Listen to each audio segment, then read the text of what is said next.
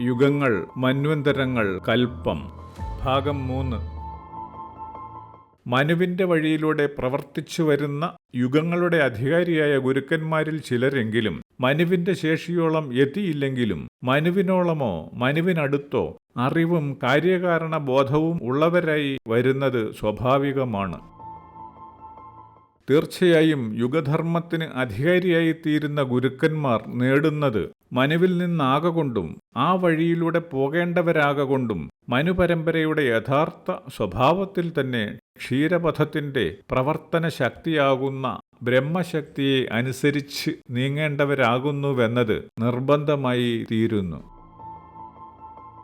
കാലഘട്ടങ്ങൾ എന്ന തുടർ പ്രവർത്തനങ്ങളിലൂടെ വന്നെത്തിയ നാം ഇന്ന് ജീവിച്ചിരിക്കുന്ന 7ാമത്തെ മന്വന്തരത്തിന് അവകാശിയായി വന്നത് വൈവസ്വത മനുവാണ്. കഥാപരമായ വിവരണങ്ങളുടെ ശക്തിയിൽ സാധ്യമാക്കിയ ഭാരതീയമായ ആധ്യാത്മിക സങ്കല്പങ്ങളിലെ അപ്രമാദിത്വമുള്ള ദേവസമ്പ്രദായത്തിൻ്റെ സുഗമ സഞ്ചാരത്തെ തടസ്സം ചെയ്യുന്ന വിധം കഥാപരമായി തന്നെ സാധ്യമാക്കിയ ഒരു വിവരണഗതി താഴെ പറയും പ്രകാരമാണ്. 7ാമത് മന്വന്തരത്തിൻ്റെ 4ാമത് ചതുർയുഗത്തിന് അധികാരിയായിരുന്നത് സത്യത്രാനൻ എന്ന ഋഷി ആയിരുന്നുവെന്ന് ആദിസങ്കല്പ ശ്രീ കരുണാകര ഗുരുവിൻ്റെ അതിനിഗൂഢ സൂക്ഷ്മരഹസ്യങ്ങൾ കണ്ടെത്തുന്ന ചിന്താതീതവും ബുദ്ധ്യാതീതവുമായ ജ്ഞാനവൈഭവത്തിലൂടെ വിവരിച്ചു തരുന്നു. ഇന്ന് നാം ജീവിക്കുന്ന 7ാമത് മന്വന്തരത്തിൻ്റെ 4ാമത് ചതുർയുഗത്തിൽ വന്ന സത്യത്രാനൻ എന്ന ഋഷി കാര്യത്തിലും കാരണത്തിലും നിറഞ്ഞു നിൽക്കുന്ന തൻ്റെ പ്രവർത്തനങ്ങളെ കണ്ടറിഞ്ഞ് ബോധ്യപ്പെടുകയും കണ്ട് അറിഞ്ഞിടത്തോളം എന്തിലും എവിടെയും നിറഞ്ഞു നിൽക്കുന്ന താൻ എന്നതല്ലാതെ ബ്രഹ്മം എന്ന പ്രവർത്തനവിശേഷം മറ്റൊന്നാകുന്നില്ലെന്ന് ധരിക്കുകയും ചെയ്യുന്ന മനസ്സിൻ്റെ ദുർവിനിയോഗം സംഭവിക്കുന്നു.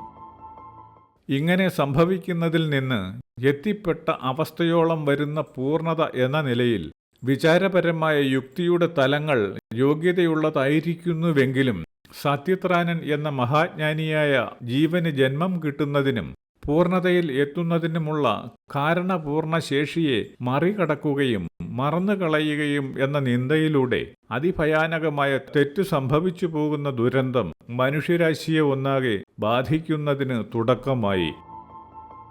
ക്രമീകൃതമായിരുന്ന സകലതും തകിടം മറിക്കും വിധമുള്ള ദുരന്തം സത്യത്രാനനിലൂടെ സംഭവിക്കുന്നതിലൂടെ മനുഷ്യന്റെ പ്രവർത്തന കാരണശേഷിയായ ബ്രഹ്മത്തിന്റെ പദ്ധതിയിൽ നിന്ന് മാനവരാശി വ്യതിചലിക്കുകയും അറിവ് എന്നത് അഹങ്കാരമായി അജ്ഞതയായി തീരുകയും പ്രവർത്തനങ്ങൾ സ്വാഭാവികമായും ദുഷ്കൃത്യങ്ങളായി തീരുകയും തിരിച്ചറിവ് നഷ്ടപ്പെട്ടവരായി വേണ്ടത് ചെയ്യാൻ കഴിവില്ലാത്തവരായി വരികയും ചെയ്തുവെന്ന് കാണാനാവുന്നു.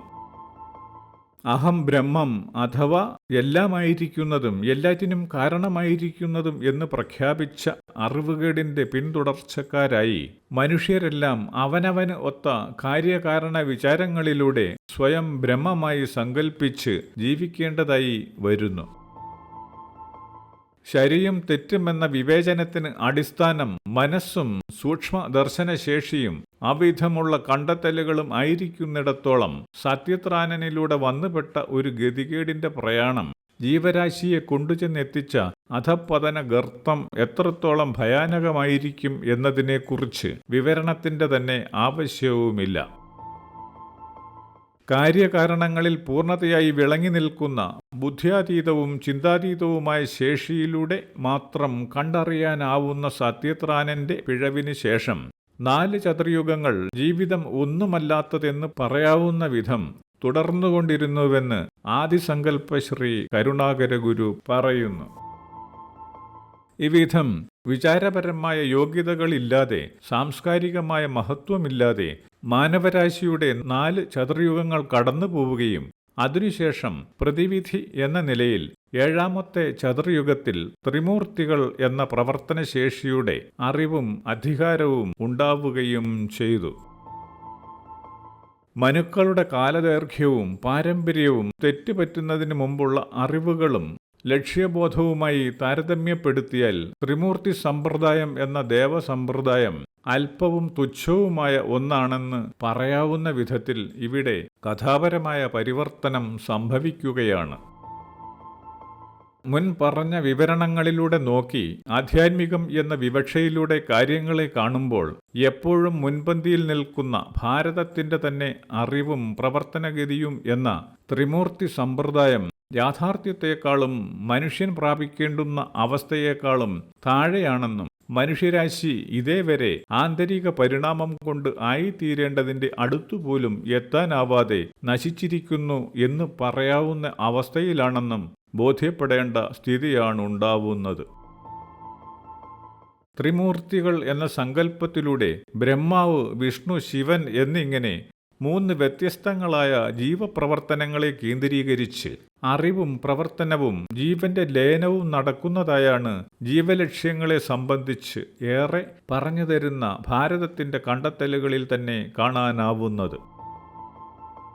ഏകദൈവത്തിന്റെ ഭാവത്രയങ്ങൾ എന്ന ബ്രഹ്മാവും വിഷ്ണുവും ശിവനുമെന്ന് 3ആയി വിഭജിക്കപ്പെട്ടു നിൽക്കുന്ന ശേഷിവിശേഷങ്ങളെക്കുറിച്ച് പറയുന്നത് പോലെ തന്നെ കാരണമായ ഏകത്വം കൊണ്ട് പൂർത്തീകരിക്കാതിരിക്കുന്ന ഒരു വൈരുദ്ധ്യവും കാണാനാവുന്നു.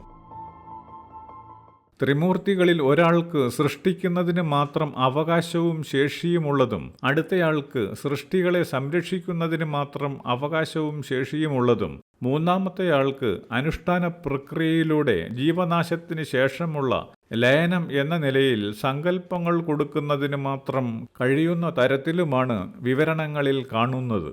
അതായത് സൃഷ്ടി, സ്ഥിതി, സംഹാരങ്ങൾ വിഭജിത പ്രക്രിയകളായി നിലകൊള്ളുന്നു. പൂർണ്ണനായി നിന്ന് പ്രവർത്തിക്കുന്ന കാരണശേഷിയുടെ ഏകതാഭാവം വിഘടിതമായി വന്നു എന്നതുതന്നെ എവിടെയോ സംഭവിച്ച തകരാറായോ അല്ലെങ്കിൽ പദ്ധതിയിലെ വിശേഷാൽ ലക്ഷ്യമായോ മാത്രം കാണാനാവുന്നു. മനു എന്ന പൂർണ്ണശേഷിയുടെ പദ്ധതിക്ക് വിരുദ്ധമായി 7ാമത്തെ മന്വന്തരത്തിലെ 4ാമത്തെ ചതുർയുഗത്തിന്റെ അധികാരിയായി വന്ന സത്യത്രാനൻ എന്ന ഗുരുവിന്റെ തെറ്റുകളിലൂടെ ജീവനുകളുടെ അറിവ് നഷ്ടമാവുകയും പ്രവർത്തന ലക്ഷ്യം തന്നെ ഇല്ലാതാവുകയും ചെയ്താൽ പിന്നെ ജീവിതമെന്നത് ഒന്നുമല്ലാതെ മൃഗതുല്യമായി തീരുമെന്നത് സ്വാഭാവികം മാത്രമാണ്. മനുഷ്യ മനസ്സുകളിൽ നിന്ന് അറിവ് എന്ന കാരണബോധം മാഞ്ഞുപോയ 4ാമത് മുതൽ 7ാമത് വരെയുള്ള 4 ചതുർയുഗങ്ങളിലൂടെ സൃഷ്ടികാരണവും പ്രവർത്തനകാരണവുമായി നിൽക്കുന്ന ബ്രഹ്മശേഷിയുടെ സങ്കല്പം അനുസരിച്ച് ക്രമേണയായി പരിണാമപ്പെട്ടുവന്ന അല്പമാത്രമായ ജീവവെളിച്ചം മനുഷ്യനിൽ സൃഷ്ടിക്കുന്ന അല്പമാത്രമായ അറിവും പ്രവർത്തനക്ഷമതയും സങ്കല്പശേഷിയും സംഗമിച്ച വൈഭവമായാണ് ത്രിമൂർത്തികൾ എന്ന സങ്കല്പത്തെ ഇവിടെ പരിഗണിക്കേണ്ടി വരുന്നത്. ജീവവർഗത്തിലെ ഉയർന്നവരായ ത്രിമൂർത്തികളിലൂടെ മറ്റു ജീവനുകൾക്ക് അധോഗതിയിൽ നിന്ന് വളർന്നു വരുന്നതിനും ബ്രഹ്മമെന്ന പ്രവർത്തന കാരണശേഷി പദ്ധതികൾ തയ്യാറാക്കിയിരുന്നതായി വിവരണങ്ങളിൽ നിന്ന് മനസ്സിലാക്കേണ്ടി വരുന്നു. ഇപ്രകാരം കൽപ്പം കൊണ്ട് പൂർത്തീകരിക്കുന്ന ജീവപ്രവർത്തനങ്ങൾക്കിടയിലെ അല്പകാലത്തിന്റെ പ്രവർത്തന വൈഭവം എന്ന ശക്തിവിശേഷങ്ങൾ മാത്രമാണ് ത്രിമൂർത്തികൾ എന്ന ബോധതലത്തിലേക്ക് മനുഷ്യമനസ്സിന് എത്തിപ്പെടേണ്ടതായും വരുന്നു. ത്രിമൂർത്തി സങ്കല്പം എന്ന പ്രവർത്തനഗതി അവസാനത്തോളം തുടർന്നു പോകേണ്ടുന്നത് അല്ലെന്നുള്ളതിൻ്റെ ഏറ്റവും അടുത്ത കാലത്ത് ലഭിച്ച തെളിവുകൾ തന്നെയാണ് നിരവധി ഗുരുക്കന്മാരുടെ ഏകദൈവ വിശ്വാസം എന്ന സങ്കല്പവും കാരണമായി പ്രവർത്തിച്ചു നിൽക്കുന്ന ഒറ്റ ശക്തിയിൽ മാത്രം ഉറയ്ക്കാനുള്ള അറിയിപ്പുകളും മറ്റും നമ്മെ ബോധ്യപ്പെടുത്തുന്നത്. ലക്ഷ്യപൂർത്തീകരണം എന്ന നിലയിൽ അറിവിൻ്റെയും സൂക്ഷ്മ ദർശനത്തിൻ്റെയും നിരവധി പടവുകൾ കയറിപ്പോകേണ്ടുന്ന ജീവപ്രവർത്തനം കാരണശേഷി എന്ന നിലയിൽ ഏതെങ്കിലും തലത്തിൽ എത്തുന്നുവെന്ന് വരുമ്പോൾ സൂക്ഷ്മ ദൃഷ്ടി കൊണ്ട് കാണാനാവുന്ന എന്തിലും തൻ്റെ പ്രവർത്തനങ്ങൾ നിറഞ്ഞു നിൽക്കുന്നതായി ബോധ്യപ്പെടുന്ന അവസ്ഥയുണ്ടാവുകയും ആധ്യാത്മിക മുന്നേറ്റത്തിൻ്റെ ഒരു അവസ്ഥാപൂർത്തീകരണം സംഭവിക്കുന്നതായി വരികയും ചെയ്യുന്നു. ജീവന്റെ പരിണാമ വഴിയിൽ നിരവധി ഘട്ടങ്ങളും അനുഭവങ്ങളും പൂർത്തീകരിച്ച് കടന്നു പോകുന്നതിലൂടെ മാത്രം ഒരു അവസ്ഥാപൂർത്തീകരണം സാധ്യമാവുന്നു എന്നതുകൊണ്ട് എന്തിലും തൻ്റെ പ്രവർത്തനങ്ങൾ തന്നെ നിറഞ്ഞു നിൽക്കുന്നതായി സൂക്ഷ്മദർശനത്തിലൂടെ കാണാനാവുകയും താൻ തന്നെ എല്ലാറ്റിനും കാരണമായി നിൽക്കുന്നതായി തോന്നുകയും ചെയ്യുന്ന സ്ഥിതിയുണ്ടാവുന്നു. ഒരർത്ഥത്തിൽ ജീവനെ സംബന്ധിച്ച് ഈ അനുഭവാവസ്ഥ സത്യമെന്ന അത്രത്തോളമായ പൂർണ്ണതയുമാണ്. എന്നാൽ ജീവന് അനുഭവപ്പെടുന്ന ബോധ്യത്തിന്റെ പൂർണ്ണതയായ സത്യത്തിന് അപ്പുറമുള്ള അവസ്ഥാവ്യതിയാനങ്ങളും കർമ്മശേഷിയും അനുഭവത്തിലും പരിചയത്തിലും ഇല്ലാത്തതാകൊണ്ടും ആ അവസ്ഥയെ ബോധ്യപ്പെടാൻ ആവുന്നില്ലാത്തതുകൊണ്ടും താൻ തന്നെ പൂർണ്ണത എന്ന് ധരിക്കാൻ ഇടവരികയും ചെയ്യാവുന്നതുമാണ്. ഇപ്രകാരം മനസ്സിന്റെ നില പൂർണ്ണതയുടെ മാനദണ്ഡങ്ങൾ നിശ്ചയിക്കുന്നു എന്നതുകൊണ്ട് അല്പമൊക്കെ മുന്തിയ അവസ്ഥയിൽ നിൽക്കുന്നവരും സാധാരണ മനുഷ്യരെക്കാൾ അറിവും പ്രവർത്തനശേഷിയും ഉള്ളവരുമായ അനവധി ജീവനുകൾ ലഭ്യമായ വിവരങ്ങൾ വെച്ച് മനുഷ്യരെ എങ്ങുമല്ലാതെ ഭ്രമിപ്പിച്ചുകൊണ്ടിരിക്കുകയും ചെയ്യുന്ന അനുഭവം ഇക്കാലത്തും തുടർന്നുകൊണ്ടേയിരിക്കുന്നു.